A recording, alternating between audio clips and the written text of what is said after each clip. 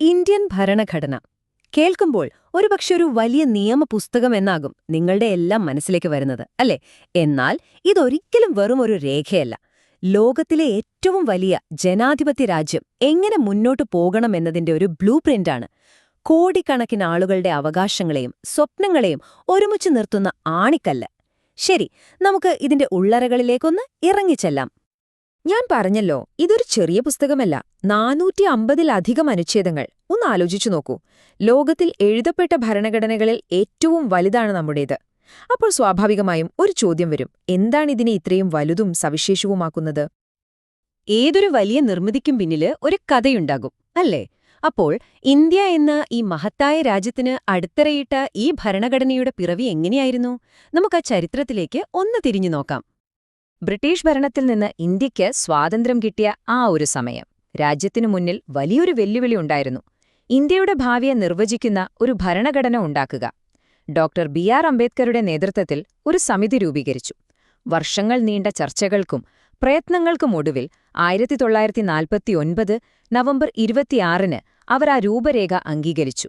ശേഷം 1950 ജനുവരി 26-ന് അത് രാജ്യത്ത് പൂർണ്ണമായി നിലവിൽ വന്നു. ആ ദിവസമാണ് നമ്മളെല്ലാവരും അഭിമാനത്തോടെ റിപ്പബ്ലിക് ദിനമായി ആഘോഷിക്കുന്നത്. ഏതൊരു പുസ്തകത്തിനും ഒരു ആമുഖമുണ്ടാകും. പക്ഷേ ഇന്ത്യൻ ഭരണഘടനയുടെ ആമുഖം അങ്ങനെ ഒരു തുടക്കം മാത്രമല്ല, അത് നമ്മുടെ രാജ്യത്തിന്റെ ആത്മാവാണ്. ഇന്ത്യ എങ്ങനെയുള്ളൊരു രാജ്യമായിരിക്കണം എന്നതിന്റെ ഏറ്റവും ഹൃദയസ്പർശിയായ ഒരു പ്രഖ്യാപനം. ഇന്ത്യയിലെ ജനങ്ങളായ നമ്മൾ ആ ഒരു തുടക്കം തന്നെ എത്ര ശക്തമാണെന്ന് നോക്കൂ. അധികാരം ജനങ്ങളിലാണെന്ന് അത് വ്യക്തമാക്കുന്നു. എന്നിട്ട് ഇന്ത്യയെ 5 വാക്കുകളിൽ നിർവചിക്കുന്നു: പരമാധികാര, സോഷ്യലിസ്റ്റ്, മതേതര, ജനാധിപത്യ, റിപ്പബ്ലിക്. ഈ ഓരോ വാക്കിനും അതിന്റേതായ ആഴത്തിലുള്ള അർത്ഥങ്ങളുണ്ട്. എന്തൊക്കെയാണവ? നമുക്ക് നോക്കാം. പരമാധികാരം സംഭവം വളരെ ലളിതമാണ്. നമ്മുടെ വീട്ടിലെ കാര്യങ്ങൾ നമ്മളല്ലേ തീരുമാനിക്കുന്നത്, അല്ലാതെ അയൽപ്പക്കക്കാരല്ലല്ലോ.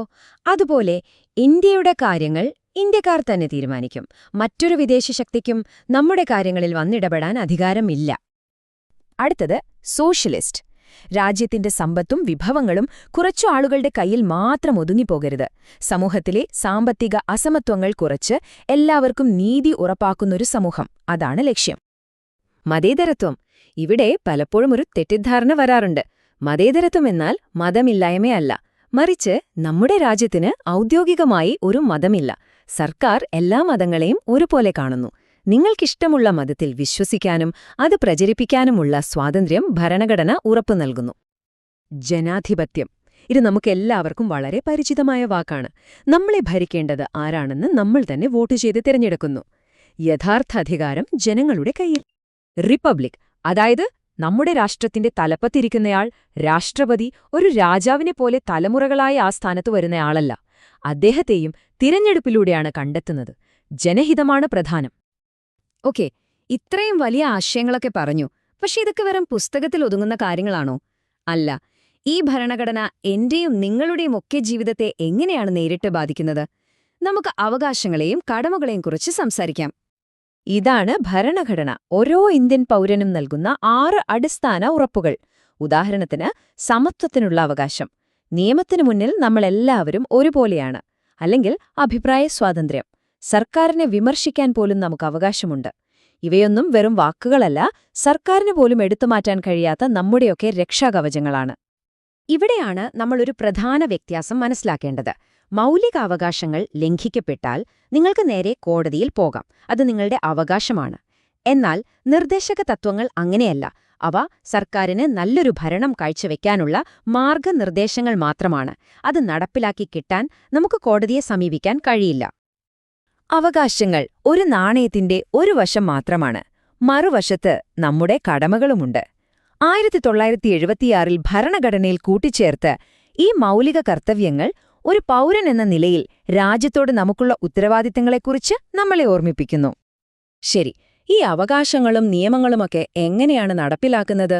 ആരാണ് ഇന്ത്യ എന്ന ഈ മഹാരാജ്യത്തെ ഭരിക്കുന്നത്? ഭരണഘടന വരച്ചുകാട്ടുന്ന ആ ഭരണ സംവിധാനത്തിലേക്ക് നമുക്കൊന്ന് നോക്കാം. നമ്മുടെ ഭരണ സംവിധാനത്തിന് 3 പ്രധാന തൂണുകളുണ്ടെന്ന് പറയാം. ഒന്ന്, നിയമങ്ങളുണ്ടാക്കുന്ന നിയമനിർമ്മാണ സഭ, അതായത് നമ്മുടെ പാർലമെന്റ്. 2, ആ നിയമങ്ങൾ നടപ്പിലാക്കുന്ന കാര്യനിർവഹണ വിഭാഗം. അതിലാണ് പ്രധാനമന്ത്രിയും മന്ത്രിസഭയും ഒക്കെ വരുന്നത്. മൂന്നാമത്തേത്, ഈ നിയമങ്ങളൊക്കെ ശരിയാണോ എന്ന് പരിശോധിക്കുകയും നമ്മുടെ അവകാശങ്ങൾ സംരക്ഷിക്കുകയും ചെയ്യുന്ന നീതിന്യായ വ്യവസ്ഥ. അതിന്റെ തലപ്പത്ത് സുപ്രീം കോടതിയും. ഇപ്പൊ നിങ്ങൾ വിചാരിക്കുന്നുണ്ടാവും, ഇതെല്ലാം പണ്ടെങ്ങോ എഴുതിവെച്ച നിയമങ്ങളല്ലേ എന്ന്. പക്ഷെ നമ്മുടെ ഭരണഘടന ഒരു മ്യൂസിയത്തിൽ വെച്ച പുരാവസ്തുവല്ല. അത് ജീവനുള്ള, കാലത്തിനനുസരിച്ച് മാറിക്കൊണ്ടിരിക്കുന്ന ഒന്നാണ്. ഇവിടെയാണ് നമ്മുടെ ഭരണഘടനയോടൊരു പ്രത്യേകത. ഇതൊരു വലിയ കൂട്ടുകുടുംബം പോലെയാണ്. ഓരോ സംസ്ഥാനത്തിനും അവരവരുടേതായ അധികാരങ്ങളുണ്ട്. അതിനെ ഫെഡറൽ എന്ന് പറയാം. എന്നാൽ കുടുംബത്തിന്റെ മൊത്തത്തിലുള്ള ഐക്യത്തിനും സുരക്ഷയ്ക്കും വേണ്ടി ശക്തമായൊരു കേന്ദ്ര സർക്കാരുമുണ്ട്. ഈയൊരു സന്തുലിതാവസ്ഥയാണ് ഇന്ത്യയെ ഒരുമിച്ച് നിർത്തുന്നത്. ഭരണഘടന കല്ലിൽ കൊത്തിവെച്ച ഒന്നല്ല എന്നതിന്റെ ഏറ്റവും വലിയ തെളിവാണ് അതിലെ ഭേദഗതികൾ. സോഷ്യലിസ്റ്റ്, മതേതരം തുടങ്ങിയ വാക്കുകൾ കൂട്ടിച്ചേർത്തതു മുതൽ ഏറ്റവും ഒടുവിൽ GST നടപ്പിലാക്കിയതുവരെ മാറുന്ന കാലത്തിനനുസരിച്ച് നമ്മുടെ ഭരണഘടനയും സ്വയം നവീകരിക്കപ്പെട്ടുകൊണ്ടിരിക്കുന്നു. ഈ കണക്കുകൾ തന്നെ ആ കഥ പറയും. 1950-ൽ 395 അനുച്ഛേദങ്ങളുമായി തുടങ്ങിയ ഭരണഘടനയിൽ ഇന്ന് 450-ലധികം അനുച്ഛേദങ്ങളുണ്ട്. ഇത് കാണിക്കുന്നതെന്താണ്? നമ്മുടെ രാജ്യം വളരുന്നതിനനുസരിച്ച് നമ്മുടെ ഭരണഘടനയും ഒരു ജീവനുള്ള സംവിധാനം പോലെ വളരുകയും വികസിക്കുകയും ചെയ്യുന്നു. അപ്പോൾ നമുക്കിങ്ങനെ ചിന്തിക്കാം, 70 വർഷത്തിലേറെ പഴക്കമുള്ള ഈ അടിസ്ഥാന രൂപരേഖയ്ക്ക് ഇന്നത്തെ ഈ 21ാം നൂറ്റാണ്ടിലെ ഒരു ആധുനിക രാഷ്ട്രത്തെ നയിക്കാൻ എങ്ങനെയാണ് സാധിക്കുന്നത്? മാറുന്ന കാലത്തും അതിന്റെ പ്രസക്തി ഒട്ടും കുറയാതെ നിലനിൽക്കുന്നതെങ്ങനെയാണ്? ഇതൊരു വലിയ ചോദ്യമാണല്ലേ?